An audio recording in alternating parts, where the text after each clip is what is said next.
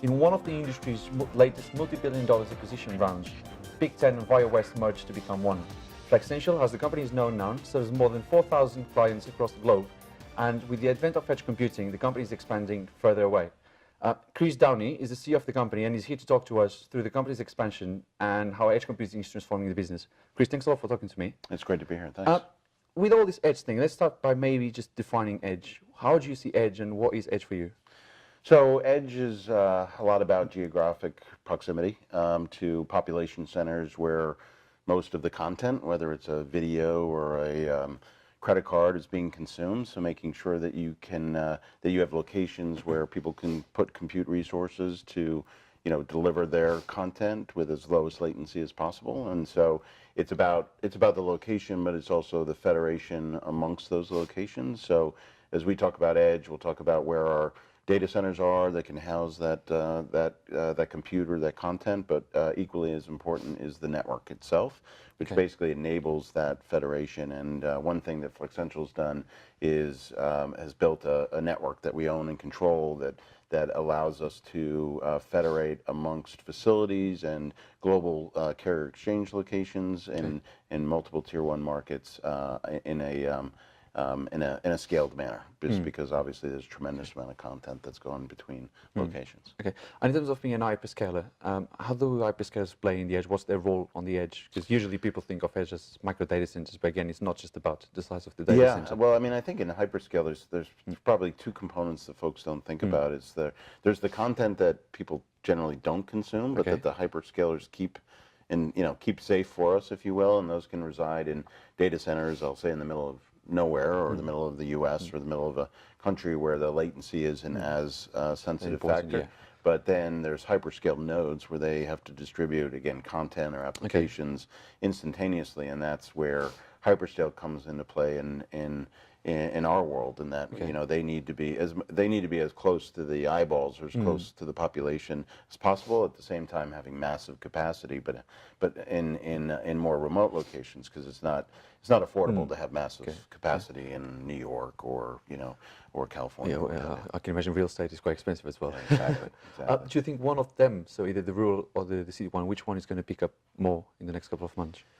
Well, I mean, I think there's significant demand for that distribution node capacity, just because obviously population centers are getting larger, but they're also consuming just more and more content as more and more things or more and more information is being digitized, and you have the whole Internet of Things, which is coming down the pike, which is only going to increase that demand for low latency content on the edge, which is where we are. Yeah, when you look at those studies about the Internet of Things, for example, and you see 50 billion connected devices by 2020, 100 billion by 2025, do you think those figures are correct, or do you think they're actually being quite? I think we're seeing it real time. So I mean, who knows how many billions it's going to be, but if it's billions, it's plenty big. So, but I think what everybody is appreciating is the utility of the Internet of Things, whether it's a lock on your door that you can remotely control, or I mean, it's so amazing the things we didn't even thought about that are being basically facilitated by machines, if you will, that give us the ability to manage all the things in our lives more efficiently. Okay, and then on Flexential. So Flexential didn't exist really a few months ago, because you came out of this massive acquisition. You're still going through more or less the same processes some of your rivals went through, like Equinix and stuff, when they acquired other companies. So you're merging two companies. But beyond the merger and all the considerations they need to have around culture and bureaucracies and everything, has Edge made you change anything in the company? Has Edge already had sort of an impact on your business strategy?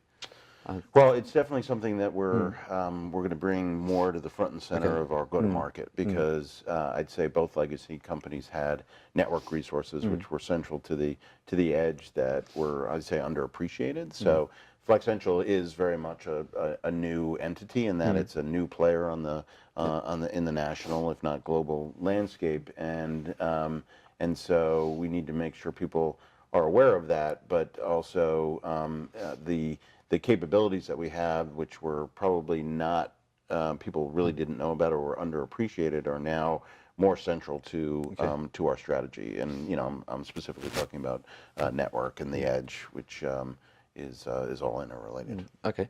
And then on the company itself, how's the integration coming along? What's been the challenge? What's been the lessons? Have you learned anything new that you didn't know until now? Yeah, no, I mean it's going well. You know, it's no simple feat to put companies of this scale together, but in a lot of ways they were kind of mirror images of each other, east and west of the Mississippi, and so from that perspective, a lot of commonality, which just helps with integration.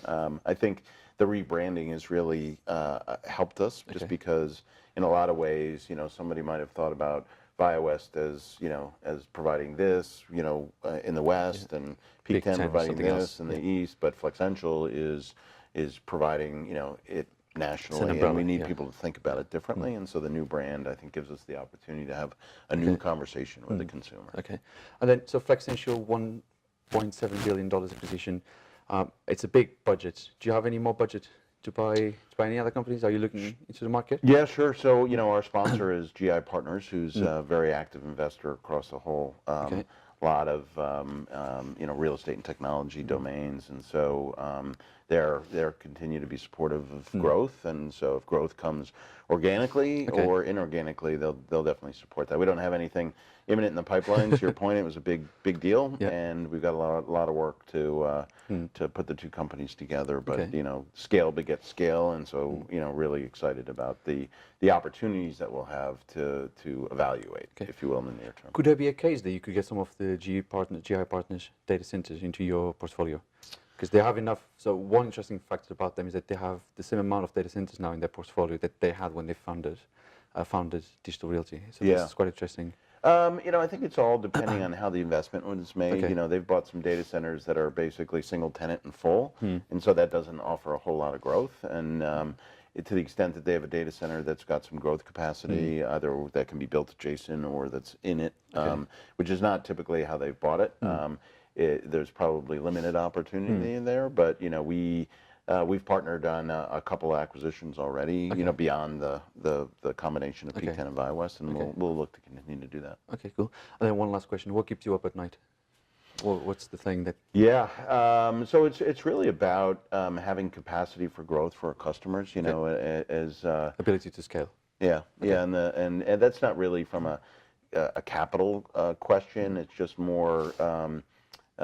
You know, kind of appreciating where demand is, making sure that we're meeting that demand with, you know, the scale of the capacity in a given market. And, you know, with 41 data centers in 21 markets, that's, you know, that can be a complex equation. So, you know, it's certainly, we have a lot of capacity to work with today, but, you know, where's the next capacity going to be? Because this is a very dynamic business that's growing very fast, you know, and I can say that about ourselves as well as our peers. So, you know, we know we're going to need capacity 2 years from now, 3 years from now, and sometimes it takes a full year to get that kind of built and, you know, in the ground and built up, and all the awareness that you need built around it. Is competition starting to tighten up, or you still think there's enough market for all these companies?